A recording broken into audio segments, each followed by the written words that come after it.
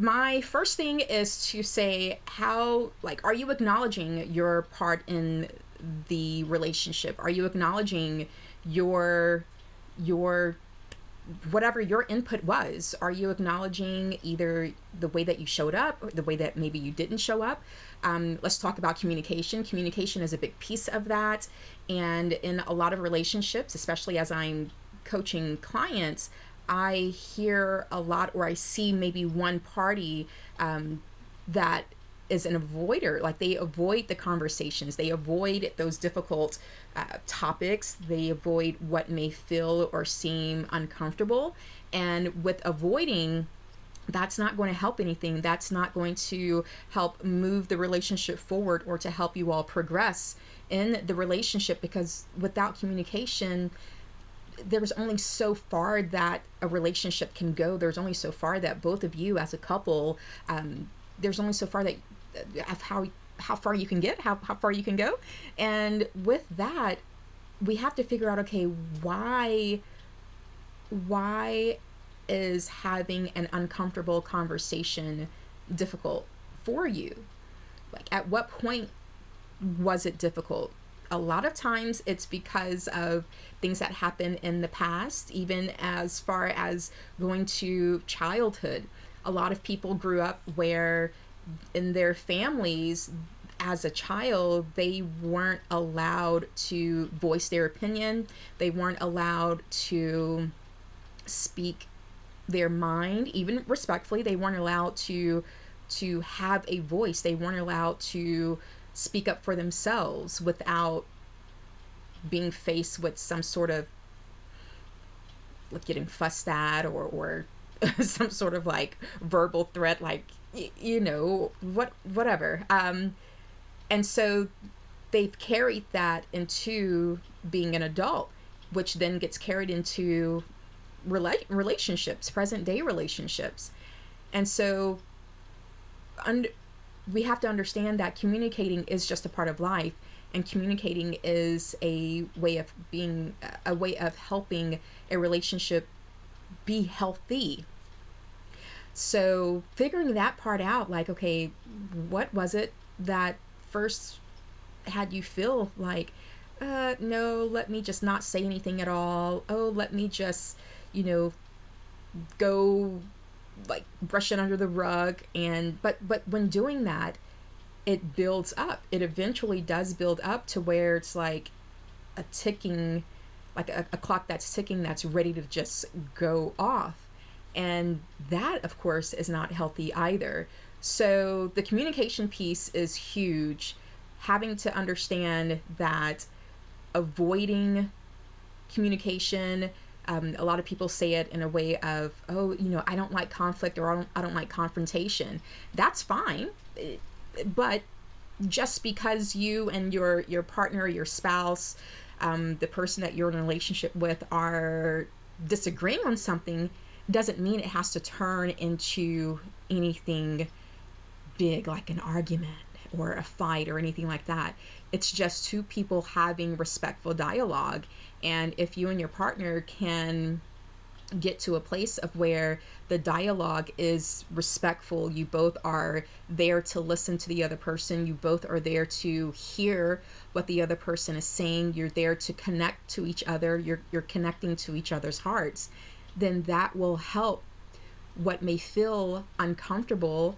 It will help it not be as bad, not feel as uncomfortable. But going through life, and then especially within your relationships, wanting to navigate it in a way of avoiding conflict or avoiding confrontation, which then leads to you just not communicating effectively or communicating thoroughly, that results in a piece of, or a part of, the downfall of a relationship, because you have to be able to communicate with your partner. So let's just say, is the communication piece a part of your part in the relationship? But let's talk about the other side of that. Okay, still with communication, if you were someone that was comfortable with communicating, that was comfortable with having the discussions, were you being respectful? Were you waiting your turn and listening, allowing your partner to have the floor to speak, get their point out, get their complete their point, complete their sentence without cutting them off, without having them making them feel bad for maybe what their thought was, what they were saying? Were you being patient? Were you being understanding as you were listening? So the communication piece on both ends of the spectrum can be an issue if it's not balanced out. So you can have someone that pretty much, let's just say, overtalks and is bombards the conversation, or you can have someone that's completely on the opposite end of they just don't want to say anything at all. They want to avoid any sort of uncomfort, any sort of conflict or confrontation, and either end of the extreme is not going to work. So when it comes to the communication piece, where were you, or just acknowledge what part you played in the relationship. Other things to acknowledge is like, was it financial issues? Was it something where did you both agree on how money was going to be spent, how money was going to be saved? Did you communicate on stuff with maybe like family, your the way that you would handle family or any outsiders from the relationship outside of the two of you? Did you agree on how family or friends and those relationships would be handled? Was there respect in the relationship? Were you giving respect? Did you get the respect that you wanted? Did you speak up and say, hey, you know, A, B, C, or D, this is what you like, this is what you don't like? Or did you allow yourself to be walked over? And the opposite, did you try to demand respect in a way that was not going to be received well from your partner? Again, both of those extremes don't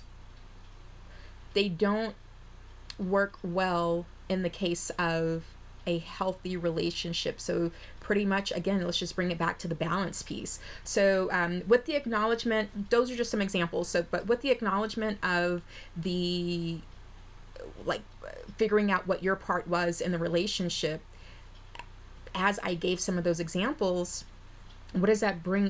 What does that kind of get boiled down to? Awareness, self-awareness. Always going to I'm going to always bring that back to being the first step in handling any sort of situation, the first step in being able to make forward progress, the first step in some sort of growth or development. So the self-awareness piece, like, what was your part in the relationship, and get to a point of where you can acknowledge it, get to a point of where you can say, okay, you know what, I could have done better here. I recognize that I didn't communicate thoroughly at all, properly, effectively, whatever. So yeah, just get to a point of where you can acknowledge your part in what caused the relationship to ultimately have its downfall. Other things that can be helpful to help heal from a broken heart and to help you move on is to allow yourself some time to heal. Meaning, don't just jump into another relationship right away. Allow yourself to go through the steps that we just talked about. Go through the acknowledgement phase. Go through the phase of recognizing, okay, who was I in that relationship? How did I carry myself in that relationship?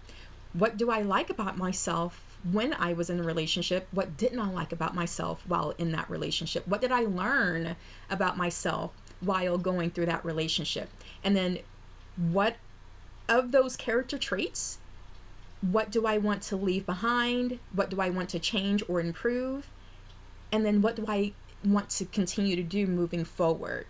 So allowing yourself some time to heal will help you figure that out, will help you connect the dots, will help you basically get some understanding, get some clarity on, most importantly, you yourself as an individual. So therefore you can become a better version of yourself moving forward as a single individual and or as a person once you do get into the next relationship. So allow yourself some time to heal. Embrace what I like to say is that single phase of life, that single season. Learn to embrace it. Learn to love yourself again if you, especially if you're coming out of a relationship where you may feel like the love wasn't there, like something was missing in that department.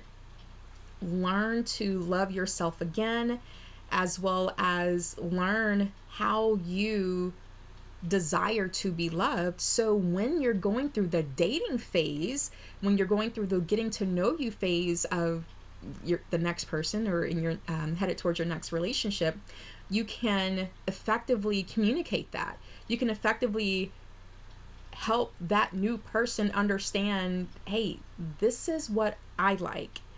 This is how I receive love. This is what makes me feel like I'm loved. So you can talk about that and put it out there, and that person can in turn be able to decide if they're able, willing, or capable of being able to love you according to the way that you need to be loved, the way that you want to be loved. So allowing yourself time to heal has a lot of benefits, not just jumping from one relationship to the next, because with doing that, you don't give yourself a chance to, first of all, just breathe. You don't give yourself a chance to figure out those questions that I just mentioned a moment ago, those things that I just mentioned a moment ago.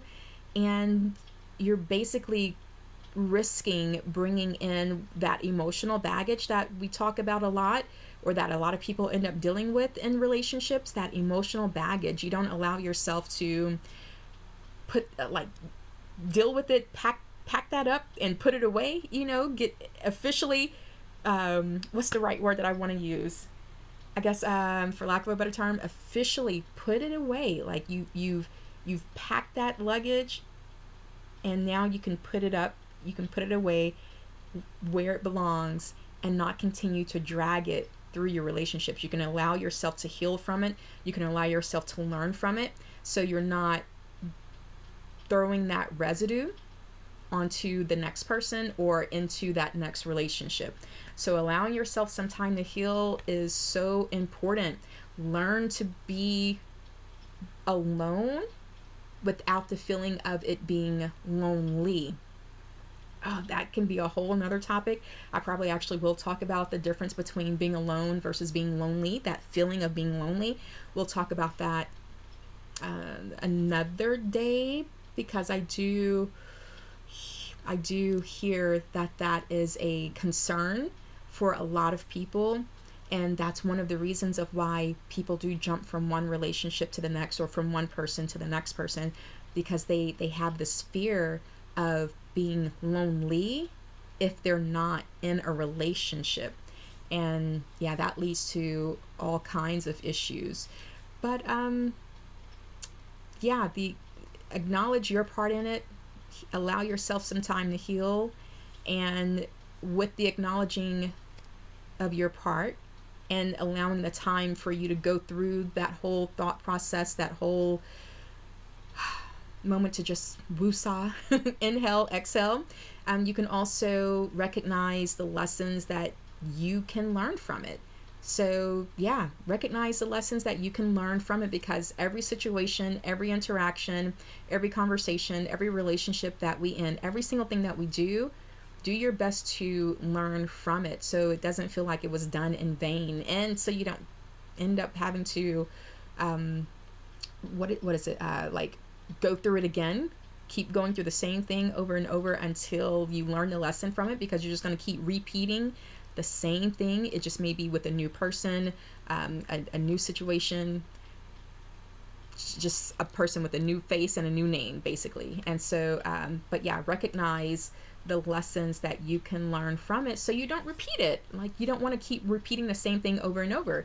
We don't want to keep getting into the same types of relationships, finding or attracting the same type of person year after year after year. And it's because we're not learning the lessons from the last. or from the prior ones. And life is going to have us constantly repeating a lot of the same situations until we learn that lesson, because until we learn that lesson, we don't grow. And if we don't grow, we can't move forward, we can't move on, not in a healthy way at least. And so yeah, recognize what lessons can you learn from it. Okay, I know not to do this next time. I know not to do this again. I know not to allow this to happen again. Yeah, so much can be learned from the relationships that we are in and the relationships that end up ending. Learn from it. Allow yourself some time to go through the motions. Feel all of the emotions. That can be another topic as well. Feeling all of the emotions and not blocking anything because of the pain or the hurt. Allow yourself to feel it and allow yourself to move through that emotion, but definitely keep moving through it. Don't stick in, don't stay stuck in a particular emotion of especially not pain, not anger, not hurt, not disappointment. We don't want to stay in those emotions too long, because that can then start to bring up resentment, and resentment can cause us to do and say very hurtful things. It can cause us to do some damaging things. And so we don't want to stay in those emotions for too long. So we want to just make sure that we allow ourselves to feel it, because at the end of the day, we're a human. Like, feeling those emotions are natural. Feeling those emotions are what makes us human, but also move through it. And if you find somebody that you can talk to that will help speak positive thoughts and give you positive feedback and will give you positive steps forward, not someone that's just going to keep throwing fuel fuel on a fire, because it may seem like it feels good in the moment to have someone like kind of in the same boat of misery with you. How do they say it? Misery loves company. So it may feel good in the moment to have someone that's like, oh yeah, and he did this, or oh yeah, and she did, and she shouldn't have done this, or yeah man, you right about this, or like having someone in your ear just like a-manning you and yes mamming, yes siring, a-manning you, that doesn't help with the growth and with us moving forward and with us ultimately wanting to become a better version of ourselves and to not repeat the same things. So find someone that can be a trusted support, a trusted source that will help you keep a positive outlook on things and to help you moving forward instead of like sticking in that same boat of misery and just kind of going in circles with you, because we don't want to stick there.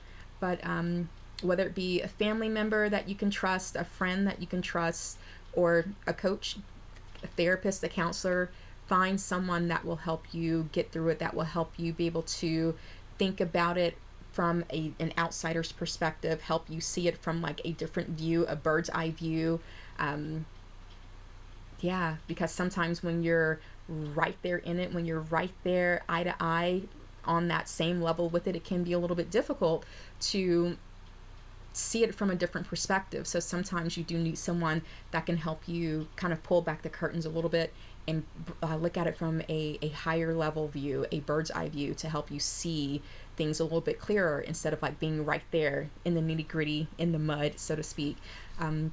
So hopefully this will be helpful, especially considering the time of year that we are in. But how to heal from a broken heart and how to move on with your life. And that's also important too, being able to move on with your life and not keep causing like coming what do I want to say? You know how some people will, it's hard for them to move on, and let's just say the other person in the relationship, they've already moved on, they are in another relationship at this point, but that one person, they don't like seeing the other person happy, especially without them, and so they keep causing drama, they keep causing issues. It can get really ugly. It can get really, it can turn into some stalkerish type of behavior, violent type of behavior. So yeah, the important piece of this is not just how to heal from the broken heart, but also how to move on with your life without it involving you just jumping from one relationship to the next relationship, because that's just putting a band-aid on it. That's just suppressing it. That is just numbing the pain, and you have to deal with it. Like, it's not going to go anywhere. You have to deal with it. You have to have those hard conversations with yourself. You have to be able to look in a mirror and say, okay, what about me played a part in this relationship not lasting? What parts did I play in this relationship? So that goes back to that self-awareness piece, that acknowledgement piece. And yeah, because once a relationship is done, we have to get better at moving on. We have to get better at being healthy individuals that can walk away respectfully, that can walk away with grace, and that can walk away without the need for getting revenge. It's too much.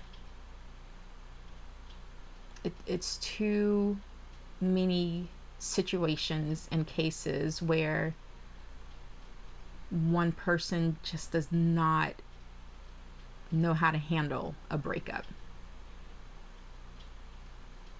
And if that is you, or if it's someone that you know, please reach out to me. If you don't know anyone else to reach out to, so we can figure out how can we work on that. How can we help you handle that pain? Because ultimately it's all rooted in pain and just not knowing how to handle the hurt and the pain of the broken heart. And yeah, there could have been infidelity or cheating. There could have been betrayals that have happened. There could have been fill in the blank with any of those terms. All of that can play a part in the ultimate breakup or separation, but we have to learn how to handle it as adults. We have to learn how to handle it as mature adults, and not just allow our pain to just keep swirling in a sense of where it causes a person to say, yeah, I'm not going to let them get away with that. There's that sense of revenge is an issue. That sense of feeling the need to have to get revenge is causing a lot of issues, and it's causing a lot of people to get hurt, and which then leads to families, other members of the family getting hurt. Maybe the kids, if there are kids involved, they're getting hurt. And it doesn't have to be that way if each of us learn how to handle our emotions, how to manage our emotions, how to handle the pain and the hurt. Yeah, reach out to me, because it's too much. It's too much going on after a breakup has taken place. It's too many people finding themselves in trouble. Too many people getting locked up. Too many people who have lost their lives, all because of a breakup, and just not knowing how to handle that pain. And in a lot of cases, the feeling of being rejected. That can be, and it actually will be another topic that I'll talk on just by itself, that feeling of being rejected and not knowing how to handle it. Because we all get rejected every day to some degree, because not everyone is going to give us everything that we want, when we want it, how we want it. But yeah, reach out to me if you find yourself if you find that it's difficult to handle. Sorry if I'm shaking my camera. If you find yourself find that it's difficult handling